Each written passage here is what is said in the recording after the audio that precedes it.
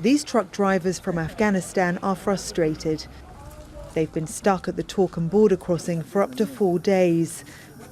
Many are transporting perishable goods such as fruit to Pakistan. They don't know when they'll be allowed through. They say the closure is affecting their livelihoods. The fruit loaded on my truck is worth $15,000 to $20,000. If we are stuck here for a few more days, we will hardly make back the actual cost of the fruit. Security forces closed Torkham and another border crossing after an attack on a Sufi shrine in southern Pakistan last Thursday.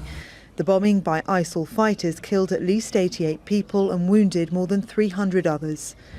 The Pakistani government says the increased security measures are designed to make it more difficult for fighters to cross the border and evade capture. But it's also making it difficult for those who rely on an open border to do their jobs. We have come here from Pakistan to work, and people from Afghanistan go to work in Pakistan. We have all come here with legal visas. Now the border is closed and our visas are going to expire. We will be in trouble with the Afghan government. Up to 15,000 people use the Torkham crossing every day. It's an important trade link between Afghanistan and Pakistan. This closure is having a negative effect. People involved in the trucking business have invested their life savings. If they lose all their money, they won't be able to feed their families. Among those waiting to cross are members of an Afghan family who want to attend a funeral in Pakistan. We've come here to join a relative's funeral. My entire family lives in Pakistan. I've been stuck here for 4 nights in a hotel.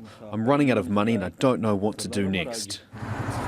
It's not known when Pakistan will reopen the border crossings. Until it does, people on both sides say they will continue to suffer. Victoria Gatenby, Al Jazeera. On the situation in Afghanistan right now, again, my point in talking to President Ghani and talking to our field commander, the NATO field commander, is to gain their political and military appreciation to the situation. We're putting our thoughts together now. The president has been rightly reticent on it because he's waiting for my assessment and the assessment from the intelligence community, and he's open to my advice on it. But first of all, I've got to formulate where I stand, and so this is the normal collection of the information and to assess what the other countries in the region are doing in Afghanistan to help or hinder us in our efforts there. So we're still sorting that out, and here shortly I'll have my thoughts collected. We all want to see everything moving smoothly.